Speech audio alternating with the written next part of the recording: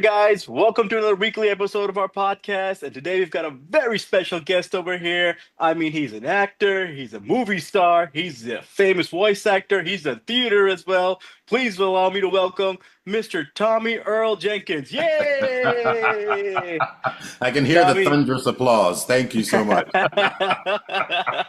I'm telling you, man, people are going to be excited about this one over here in the UAE. And, you got a real big fan base over here, especially, after Death Stranding, Wednesday. People are really excited about your upcoming roles as well. But just, to kick off things, Tommy, can you tell us a little bit about yourself, your Wow. beginnings, how it is right now and what's going on? Wow.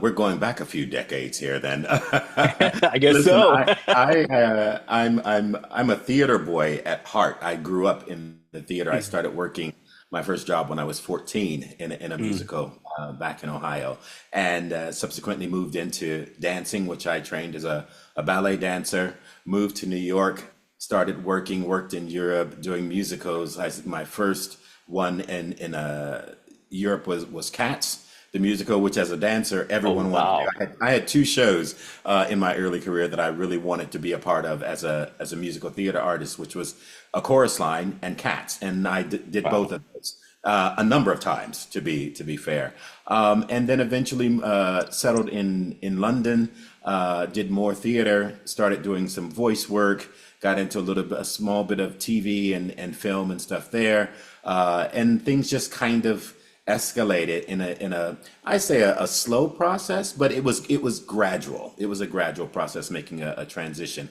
I still have a great love for theater, and I think I was last on stage in Jersey Boys in 2015, Wow. in the Vegas production, a show which I've done three times. I did it the original London cast in London. I've done Vegas and Broadway. So I haven't been on stage for a while, and I do miss it, but I do enjoy being a part of the sort of voiceover community and also TV and film. It's a different medium, but it's just equally rewarding.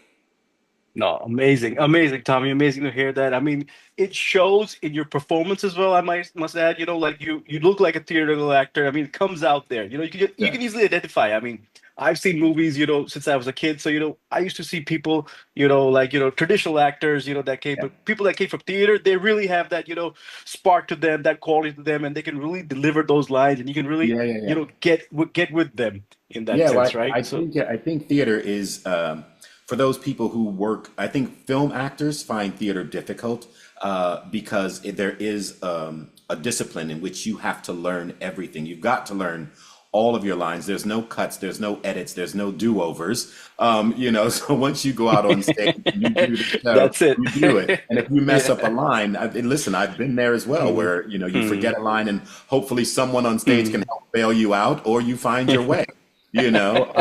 But on True, true, true. TV and film, you get to go, okay, cut, let's take that again. We'll try it again. Mm, Have a look at the script and go back. But it's mm, definitely a different medium. And I think that people who are not from the theater world can either run from it or they can mm. embrace it. But it's True. probably Mm, one of the best things for me to have started my journey in and understanding, and also having the ability to work with other people on such a close level when you're rehearsing, you're putting it mm, all together, you're mm, kind of on the journey mm, together. mm, Whereas with mm. voiceover and TV and film, there's a lot of times you can have a great show on television, but a lot of times, True, true. sometimes you never work with those other actors. Their Very scenes true. are part of what you do. And you Mm, don't mm, often get to see those people. And the same mm, with voiceover work. You go into a booth and you give three various takes of your lines, and they put together which one works best with the other person. So you don't often get a chance to work with other actors, even in the voice world. You just go in and do your stuff, and then they put it all together. Motion capture, I suppose, is a little different because you're on a sound stage, and that's about as close to theater as I've mm. come to the voiceover world because you're working together. For instance, like Death Stranding, the motion capture, we're all on the sound stage together. Those scenes we're working very closely together, albeit we're in mocap suits and headgear and cameras and stuff. So But it's that very must be difficult, right? With all the it is gear on and incredibly everything to difficult. It perform is as well. That. difficult. It is difficult. And I Mm, think for the actor, it's it's a little bit harder in some respects because you don't get a chance to have all those things around you that you probably have on a film or theater set. You don't have the props. You don't have the sofa, the stove. You don't have all these things. You have to pretend a lot, and to be able to True, see. true. If you're out in a snowstorm, you have to pretend and find and dig deep that emotion about what it feels like to be cold because you're not in those elements. So, you have to find other ways to make it work. And then when they lay everything else on top, then it all kind of comes together. But it's definitely a different way. Different way. Oh, cool, good. That's amazing. That's amazing, Tommy. That's amazing. From theater to movie, TV, video games. I Hmm. mean, how did you transition amongst all these things? I mean, what was first? Was it theater to voice acting or theater to film and then film to Um, voice acting? I would say it kind of varied because always started in the theater. That was my love, my first love. And then dancing, came into it at one point. And then, of course, being a musical theater performer, that's incorporated in everything, singing, dancing, and acting. And during the course of doing shows, once in a while, I'll get a casting for a voiceover or a commercial or something alongside of those things.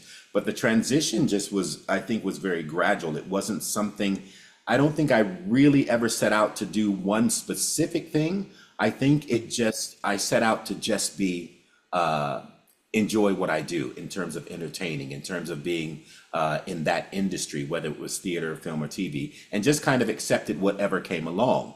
And at some point, I think I found a niche where I was like, I think I enjoy this medium more than I really thought I would. How do I Mm, make that crossover? How, because it's mm. not easy. It's not easy It's because it's not. you get pigeonholed, we call, where they put you in a box. You know what I'm saying? And they see you as one person, especially as a musical Yeah. theater actor. They Mm, have this idea that musical theater actors aren't able to do TV and film or at the mm, same level as people who've always been doing TV and film. And I mm, denounce that because I think there are a lot of incredible people who come from a theater background, be it, straight plays or musical theater, who have the ability to do it, but just aren't given the opportunity to do it. true. So it is a battle. It is a fight when you're negotiating or speaking with your agent saying, I'd like to try and do this. And they say, well, the casting director doesn't really want to see you for this because of Mm, this. And you either have to stick to your guns and just, ride the storm and go, this is what I really want to pursue, and mm, it's not an easy road. It really isn't. And there are no shortcuts to it. There are some people who are very fortunate to come from, a major TV show or have won a Tony Award or an Olivier Award for their performance in a play. And so they get a recognition, and therefore casting directors might see that differently, because they've been recognized in some form. mm, mm. We live in a world where there's so many talented actors who don't get the opportunity that they deserve. But it is one of those things you either have to stick it out and go, this is my path, this is what I want to do, this is where I'm aiming, and you've got to stay with it because nothing ever happened to anyone who gave up on a dream. True. That's just Very true. Very true. Very true. I mean, you have to follow your dream. That is something, that I learned very later on in life. But yes. I'm trying to follow my dream right now, Tommy, as you can Listen, see. listen. Whether you learn it late in life or early in Mm, life, the fact that you've mm, learned it, that's mm. the That's the one and thing. so and True. everyone's journey is completely different, and that's the Mm, other thing I think I had to learn to mm, take away is not to mm, compare my journey with other mm, people's journey that I admired or wish that I had that journey. Your mm. journey is going to be what it's going to be because you have things that you have to learn along the way, and the universe will not bring it to you until you're True. ready for it, you Very know? true. Very true. Very true, John. Very true. It's good that you mentioned film, sorry, TV, Mm, and something came to mind right now, and I yeah. remember How to Get Away with Murder. You were in Ah, one episode, right? I was in one episode. You Because I know was that thinking about this at work. I didn't want to Wikipedia it. I'm like, no, I've seen Tommy in one episode. I'm in sure one about it, episode. but I don't Yeah. remember it. Yes, because it's a very short. It's a very short moment, Yeah, but yeah, it yeah. is. It was probably one of my when I moved back to LA to the States Mm, from the UK. It mm, was probably my first co-starring role in a mm, TV show, And that was a Mm. big, for me at the time, it was a big breakthrough. Yeah, Just yeah. simply because I came to LA, oh my God, I booked a job. It didn't matter to me what job it was, the fact that I booked it. And it was a very hot show at the time. And I had a very simple co-starring role. And I think I opened the episode pretty much. And it's with Yes, Viola. you're the openings. You're the opening scenes. I don't remember which season it, but I Yeah, yeah, remembered. I mean, it yeah. was like in my memory. You know, some things you just Yeah, remember, right? So in my yeah, memory, it was just stuck there. And I think I related it when I first played. I think maybe Death Stranding or maybe Gotham Knights it was, and that was coming into my mind. So it's like, oh yeah, my God, I've seen Tommy somewhere else before. Where is it? yeah. And then, oh, then I was thinking about it again today and saying, Yeah, oh, it yeah, was How yeah. to Get Away with Murder. And I was right. Like Yeah, I'm gonna ask you yeah. today. So, It's one moment, but I feel like it was an important moment mm, for me because I had this little mm. moment with Viola Davis, who I admire Oh, Queen, incredibly, Queen. and that was, and for me, that was enough. Just to say hello to Yeah. her was enough. Was enough. So yeah, yeah, yeah, yeah. It was all a win. I don't No, take no, any of these good. things That's good. lightly. Me and my wife love Viola Davis, right? Yeah, yeah, We yeah, loved her. We loved yeah. her. We love Definitely all of her queen. movies, every performance. We loved her in Suicide Yeah, Squad. We loved her, yeah. in How to Get Away. It was Everything. amazing. It was amazing. Yeah, It was amazing. yeah. And just to talk more about this voice acting, I mean, how hard is it? I mean, what do you need to be a good voice actor? What do you think? To be a good voice actor, Yeah. I think I don't separate being the good voice actor from being an Mm, actor. I mm, think being mm, a good actor will mm, help you be a good voice actor, simply mm, because everything comes from one place, and that one place is to mm, try to approach anything that you do from a mm, truthful aspect. If mm, you mm, if you tap into the truth of the piece, of the dialogue, mm, of the text, mm, of the scene, mm, you break it down and you come from that place. Now, granted, every actor is different. Every actor's mm, interpretation of a role is, mm.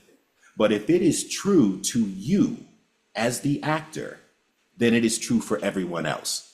Do you know what I mean? Because Yeah, true. Very true. you can watch think of just daily life. We Mm, all speak from a truthful place when we're having a mm. conversation with someone, and so Very therefore, true.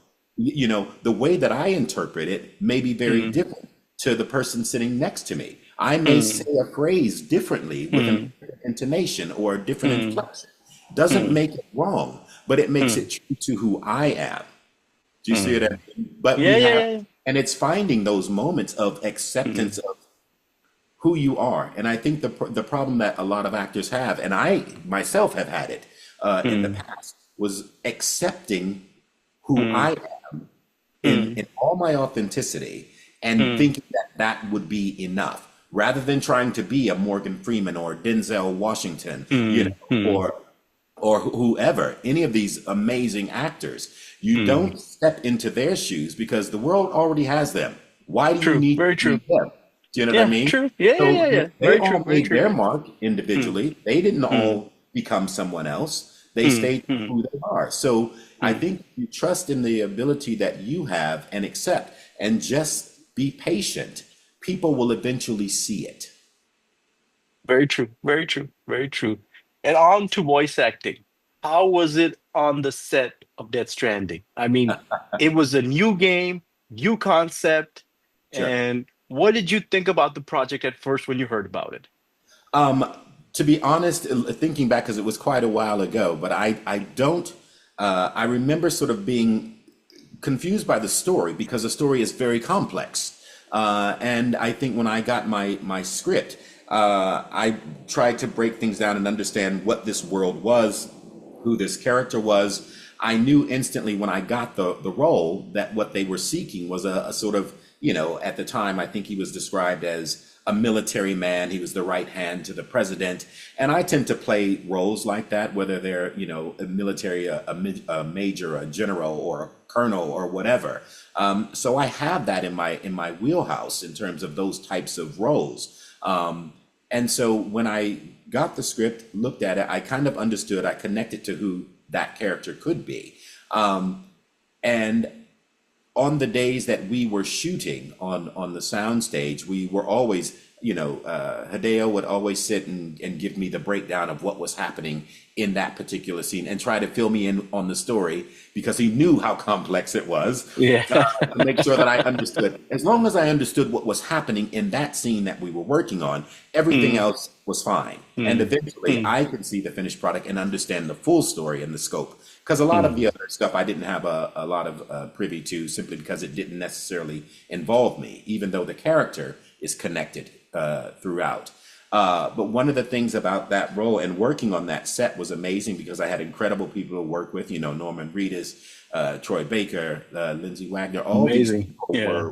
were wonderful to work with and very giving, and we were all in it together. And that was the other thing was being with those people and not feeling, isolated in any way, shape, or form from them because of their status. We all came together, and Mads Mikkelsen, especially, and he also comes from a dance background as well, Yeah. which a lot Yes. of Yeah. people don't know. Yeah. Yeah. But it was an incredible experience. It was an amazing journey to work with Hideo and the entire team on that.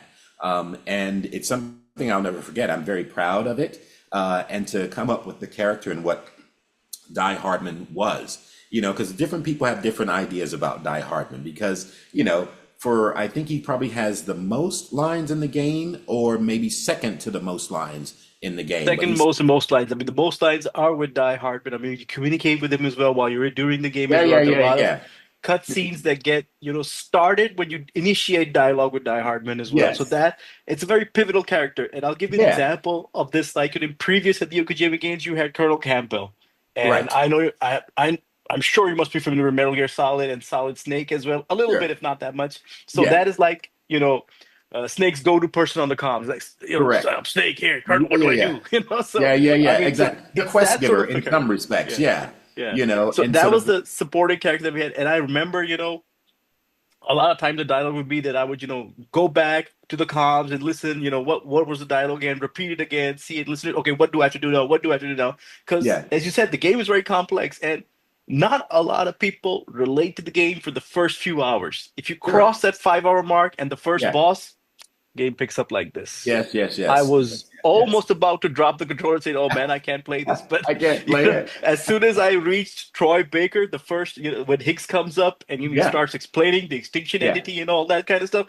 Yeah. I'm like, "Whoa!" Yeah. It's deep. It's very deep. It's very It's deep. very deep. It's very, You know. especially the ending is very deep as well. Yeah, And yeah. And it's interesting because I don't think, I think with Die Hardman is interesting because I think people either love him or they hate him. mm, It's because I I think love they, him. I love him. yeah, I love him too. I love him too. Because he does. He's always there. He's always talking. He's always giving, and he can come into one of the choices that I had to make was during the course of that is for him to kind of remain emotionless in some respects throughout because he is a military man that doesn't let his emotions dictate how True, he acts with other people. So I true, think true, true. he had to remain removed. But what the surprise is, if people stick with it long enough, is to see that there's more to him than what they've been given throughout their entire journey. So that the Very true. he's flawed and he is human, you Very know. true, very But true. That vulnerable side of it comes in that scene, which I'm telling you yeah, about the ending scene, right? And that's amazing.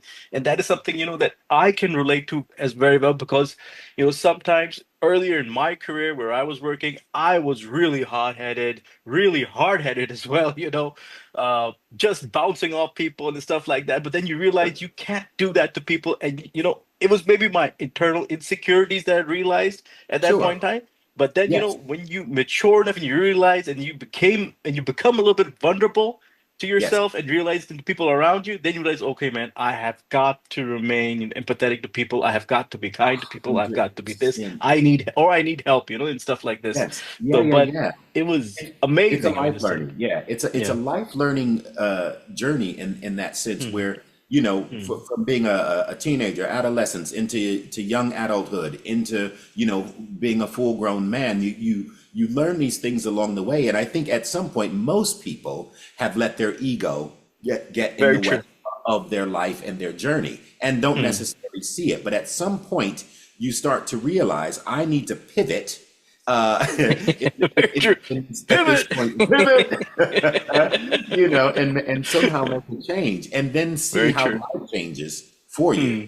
You know, Very true. Very true. I understand that. Yeah, I think Mhm. we've all So been there. that's why I can relate to Die Hardman a lot. And like I said, it's still, you can see me. I still get emotional when I think about it, even when I talk to people about it as well. And Yeah, I tell them that you're the actor, you did it. And then when they watch the scene as well, all right. yeah, And there are a yeah, lot of scenes in video games that make me cry. A top most big Final Fantasy X, Tidus's death. I don't know if you heard about it, but if you see it on yeah, the internet, people really cry about that.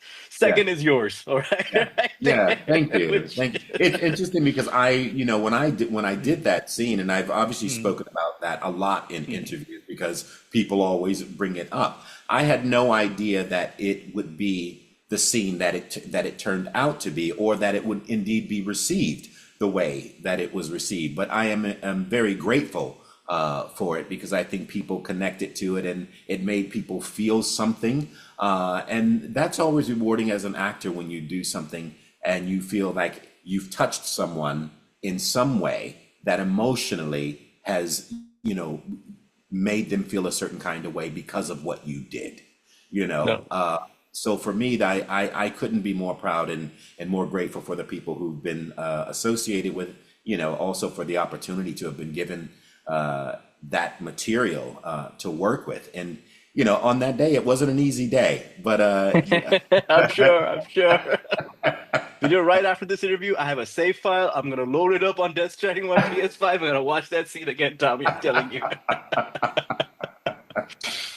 And yeah, coming into Death Stranding, yes, I've heard from a lot of people, Hideo Kojima is not easy to work with. He pushes people to the max to give that, ultimate performance. sure. How was it, working with him? I mean, give us a little lowdown about that. Yeah, People want well, to the know. only lowdown I can say is that I had absolutely no issues or problems of working with this man. I think he's a genius. I think what happens in his mind, I mean, if I could get inside and just watch how it worked, maybe I'd understand because Yeah, what he has in his brain that and is true. That is true. yeah, the fact that he's so committed to the stories and the complexities of what he has going on, and to be able to bring that out into his work, and for people to be so committed to playing and supporting it, is incredible. But working with him was an absolute wonderful experience because I have never his way of collaborating, and even though he has a translator when we're talking, I look at him when I hear the translator, and you can see in his eyes a way of communicating, and he gets it, and when he gives you the thumbs up, that's he's happy with it. But I don't think that I was so much pushed in certain ways. I've been given my breakdown. I've been given, my sort of box to work within in terms of what the character was. And ultimately, all I wanted to do was make sure that I upheld the integrity of the piece that he had written, and that it was the character was coming and evolving in a way in which he saw it. And if I had questions that I didn't understand or situations, I could easily ask, and he would always have an answer. And a lot of times it was about just letting me do what I did. And if it didn't work, we try something else. But ultimately, it was an easy process for me. So I didn't have much of an issue in Well, terms of. that's good to hear because Yeah, we really, over here, like we said, there's a huge fan base for Hideo Kojima as well, and they love hearing people talk about him, and they love to hear look at how he works because a lot of people over here, including me, yeah, at one point in time, really want to work for him. No yeah. matter what it is, if it's about to bring a cup of Put coffee, it I'll out bring that, there, Hideo. manifest No it. worries, Yeah, I'm here. Just to be close to you, that's it. yeah, yeah, yeah, yeah. It's crazy. So It's crazy. you were in Gotham Knights as well, Jacob Kane. Yes, How yes. was that? How did that role come about? Because that's a very unique game. I mean, a lot of people, uh, I would say criticize it, but when I played it with a friend, it was very good. I liked it a lot. I like the story. I like the story. I'll tell you from what perspective I'm coming from why I like the story because when I was young, I was reading a lot of Batman comics and I was really into them. And the question that I have, why hasn't the torch been passed yet? Why hasn't it gone to Dick Grayson or anyone else? Because Batman, at the end of the day, he's human. He doesn't have anything to him, right? So the Right. torch needs to be passed on. And if you look at really good video games, the torch is always passed on. Whether it's Metal Sure. Gear or any other game you look at, the torch is Sure. always passed on. Yeah. So that is something I was looking at. But coming back, your role, how did that come? How did you like that project, and how was it different from any other voiceover that you did or something? Well, it was interesting because that project sort of came along just during pre-pandemic, Pre-pandemic, yeah. and then it was trying to get started during the course of the pandemic. And so I was also meant to go to Montreal to do motion capture for it, but because of flying and the lockdowns and all of that sort of stuff, it didn't happen. But basically, I got an audition. I went and read, and then I went into the room to meet with the team from Montreal, and I had actually read for another character, believe it or not. And Really? well, yeah, I think I had read for Alfred. It was interesting. Yeah, but at the time, it was Alfred, and then the other role, they had me prepare some stuff, and that seemed more where I sat. And at the time, I don't remember if it was actually Jacob until just a little bit later of who that character was.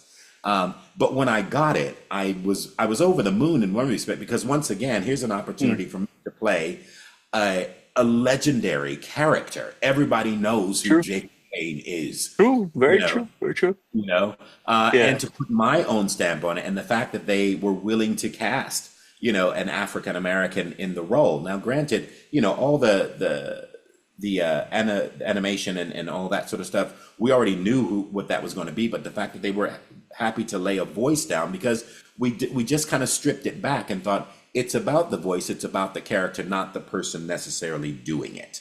And we sort of, we went through a period, I think, in the industry where, there were people of color doing roles for Caucasian characters, and then it wasn't quite the same the other way around. And as far as I'm concerned, I go, unless it is a real person, historical figure, let's try and stick to that. But and also it's a voice, let's maybe, yeah, I think that we mm, have room to play in terms true, of that. very true, very true, very true, very And true. at the end of the day, as long as you are approaching it from a place of truth, and I think that I have got I never used to think it, but I'm a much more aware now that my voice is very distinct.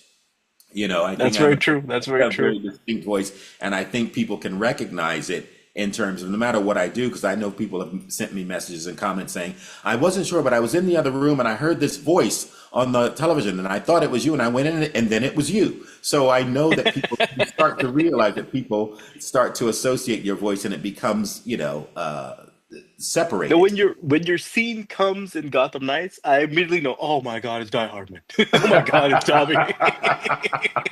So every time I hear your voice in the Tuesday, oh my God, it's Die Hardman. Oh my God, it's Tommy. Even when my wife is sitting and she's like, what are you talking about? What? So that is something that's very unique. Alfred, really? Wow. Yeah, yeah, yeah, yeah. That was And so cool. it was interesting, but Mm, I was very happy with mm, how everything mm, worked out, and when we were in the mm, studio and working with mm, stuff, and it's one of those jobs that's slightly difficult because mm. you do have to, because I didn't do the motion capture for some of the stuff, I had to, it's like looping, or when you go in to do ADR, you kind of have to, I want to be able to put my stamp on it, but you're also limited because there's a time frame in which the line has to fit in, and if someone's laid guide tracks down, during the pandemic, it was hard to get to certain places, so certain things have been done, certain things you have to follow, but the what I was happy about was I still managed to walk away from that project putting my own stamp on it and my own delivery and inflections, the way that I saw it, and everyone was happy with it, so that was great. No, that And that that also that for who he is, the character, yeah. the Yeah, yeah, yeah. character, so No, no, no, no. I mean, it's big. It's a big. Jacob Cave is a big character in the comics as well. And yeah, when he came in Gotham Knights as well, that was a big surprise to me as well as, oh my God, this story is going somewhere.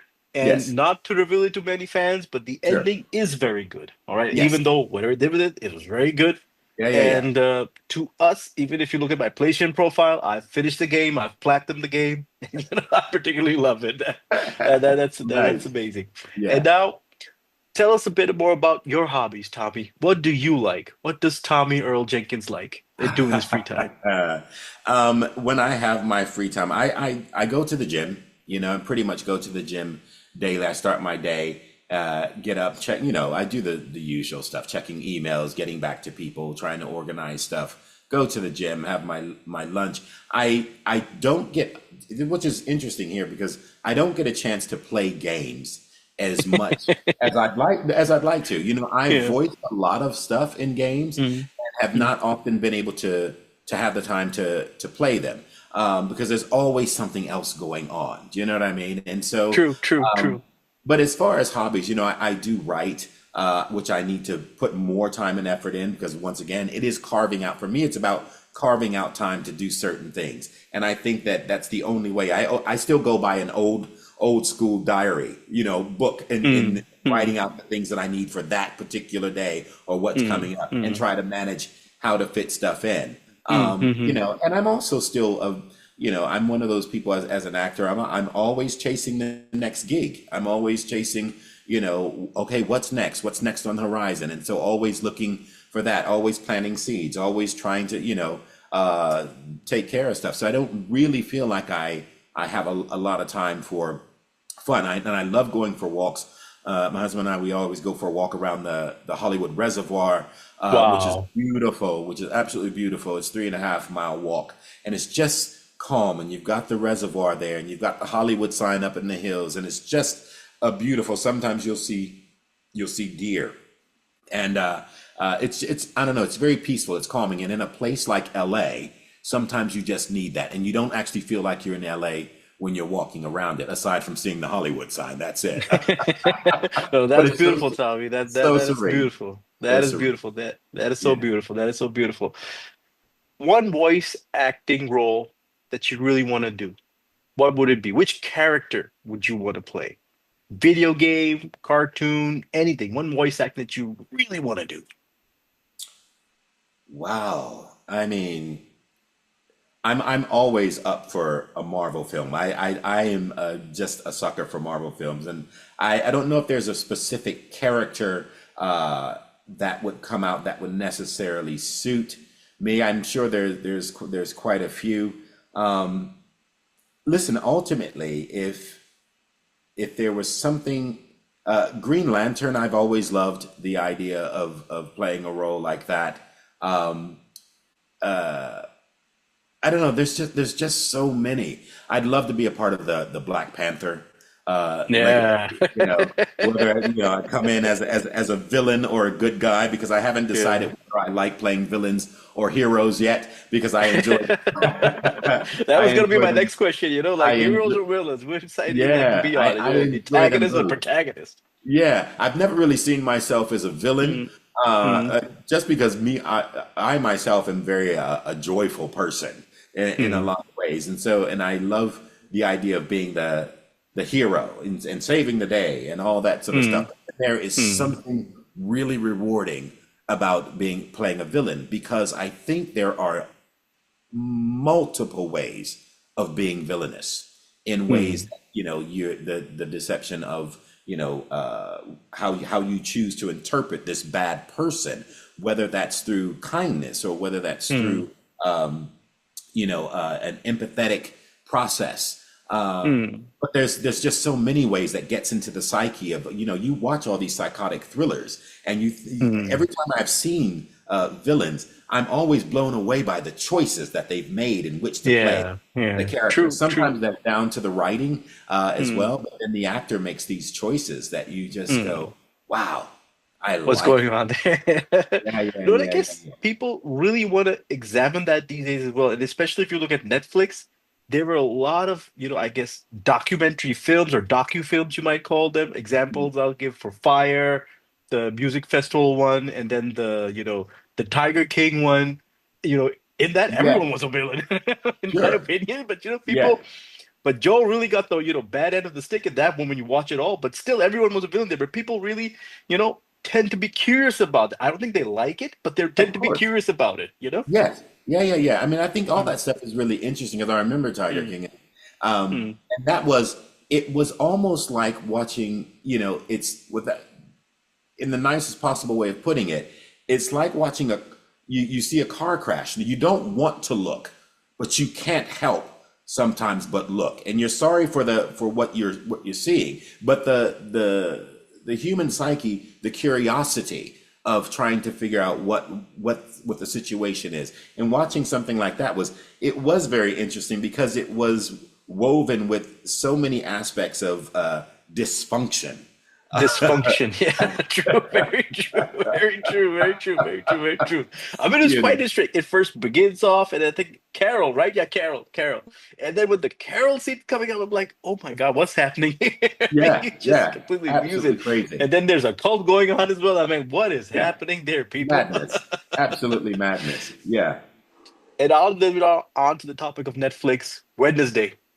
All right. Wednesday. How Yeah. was that experience? How was that, coming on a big TV show on the Netflix platform and streaming for millions of people? How Oh did you man. like that? How, I mean, Once again, I can't express how welcoming and wonderful the experience was. We shot in Romania, which a lot mm, of people probably weren't even aware. They built this entire town. They built Jericho on the back lot of this the back lot of this studio in interesting, Romania. interesting. Yeah.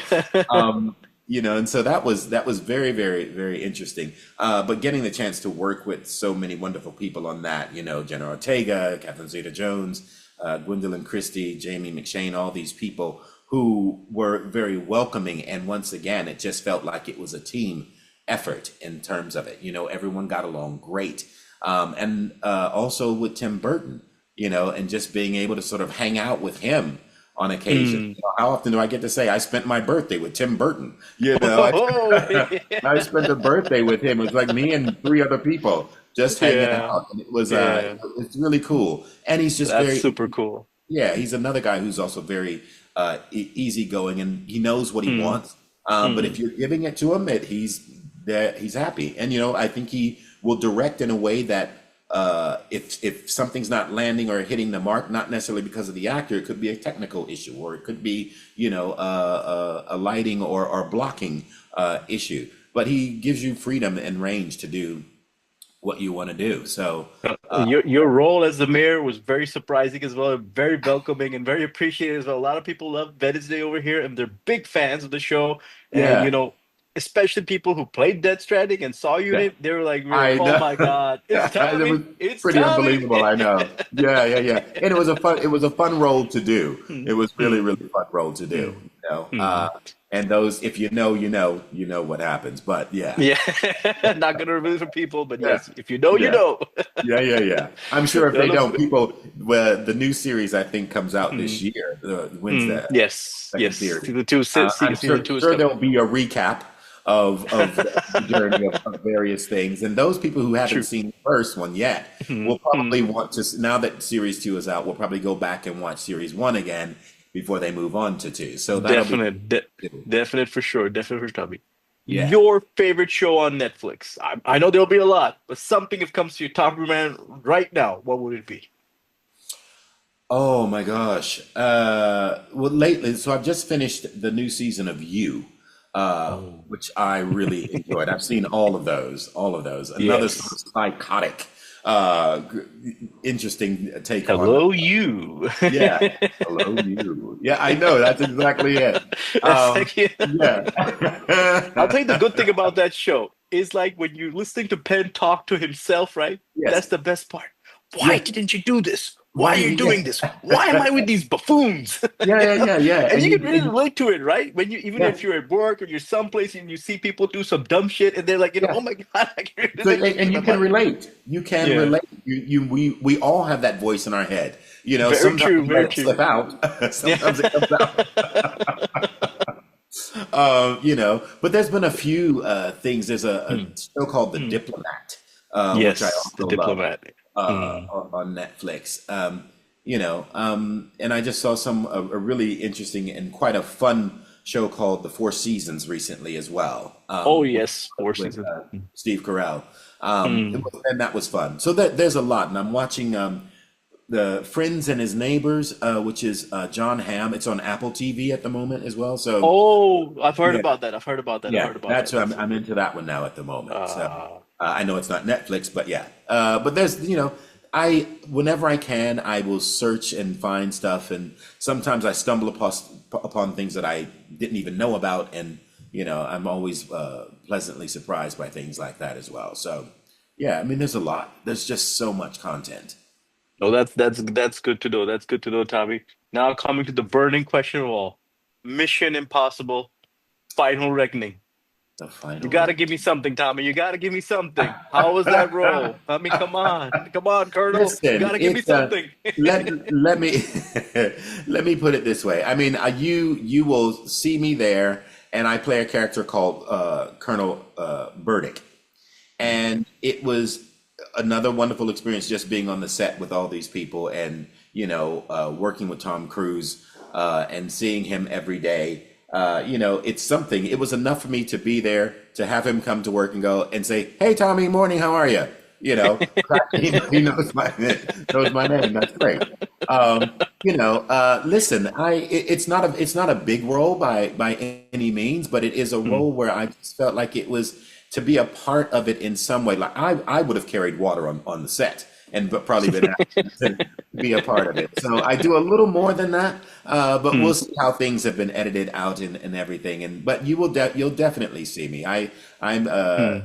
basically I'm the aide to Nick Offerman's character, which is Uh, General Sidney, who's a military guy. So, but like I said, it was a wonderful opportunity just to be a part of it, and for that I'm always grateful. Work is work for me, So and nothing too big or too small. So I just approach everything as a step forward.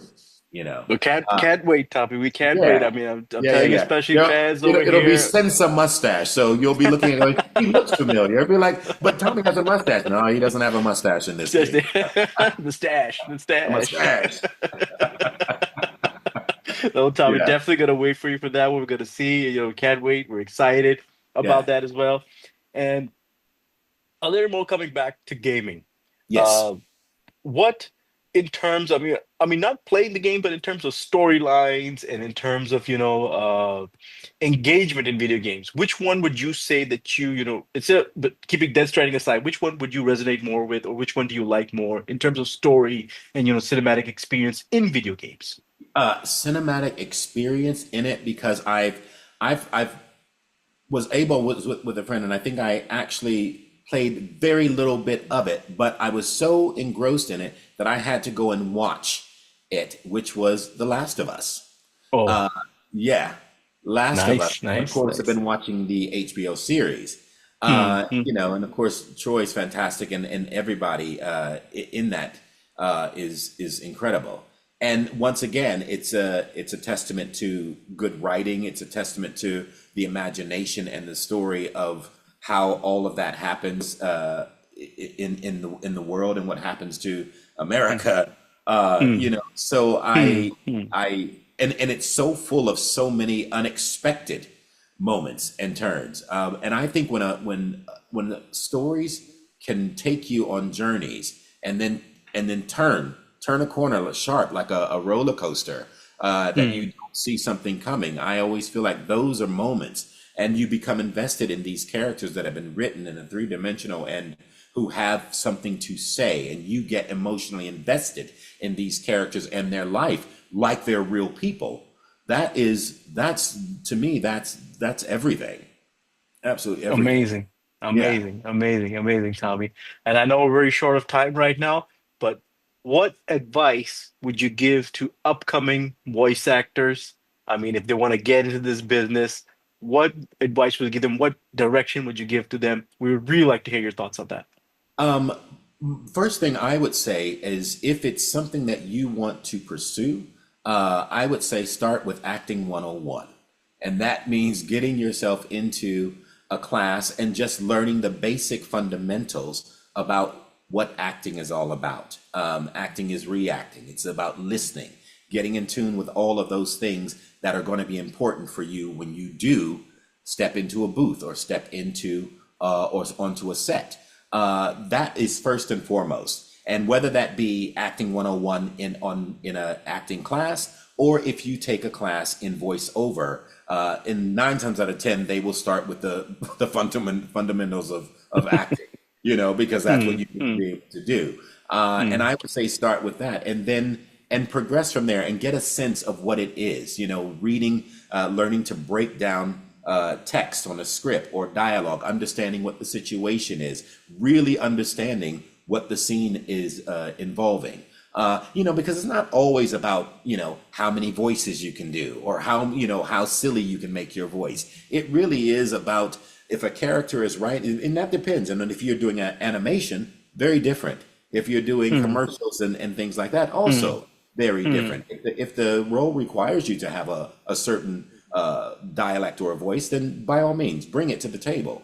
But I mm, would start basically with the basics first of acting, and then make sure you're traveling in the place that you want to go. If you want to do voiceover work, then start to look at listen to voiceovers. Get some voiceover scripts. Start looking at that, whether they're video game scripts or whether they're commercial scripts. And get yourself a little setup. Test yourself, read it, and get feedback from people that you know or respect. And eventually, maybe at some point, you'll get to the point where you can put a little reel together and submit to agents, mm. and do every little job that comes along if you can. Get the experience of doing small things first, getting a sense of it. You know what I'm saying? And then Yeah, and yeah, see yeah. where things go. Baby steps. Baby Baby steps. steps. Yeah, don't you gotta walk before you can run. Believe Very me, true. because Very true, nothing ever Tommy. came from trying to get to the end first. You got Very to true. do everything in order. Yeah, Everything. Very true. Very true, Tommy. Very true. follow Great the dream. advice. Follow Great. the dream. Follow the dream. Great, great Yeah, advice. Great advice. yeah. One last thing, Tommy. Can you please say one of your favorite dialogues that you have from Death Stranding, as Die Hardman for the As fans? um, I'm just a man. No dooms. Can't repatriate. What's that? It was the. It's oh God, it's on the tip of my tongue. It is one of my favorite lines. But there's so many. From the UCA. Oh, you got me on the spot now. I can. Uh, Keep on keeping on. keep on. Well, and then of course there is that. Keep on, keep it on. Keep on, keep it on. You know. But the one everyone will always know is Sam. Sam. The Die Hard. Oh, Tommy, it is a pleasure. It was a pleasure having you on here. I mean, the fans will love this. Much Thank love from you. UAE from over here as Thank you. well, right? Much love for Fighters Den as well.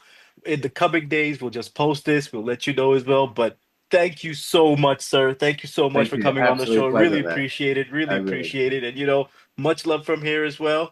Thank And you. hoping that we get another chance as well to bring you Yep. on the show. And Sure. next time I'll just bring a couple of friends as well, and we have a big old party. Absolutely. We'll have a party, man. Yeah. Have a party. Bring a cocktail. Yeah, yeah, yeah. No, no, it's great. It's great to have you on. It's great to have you on.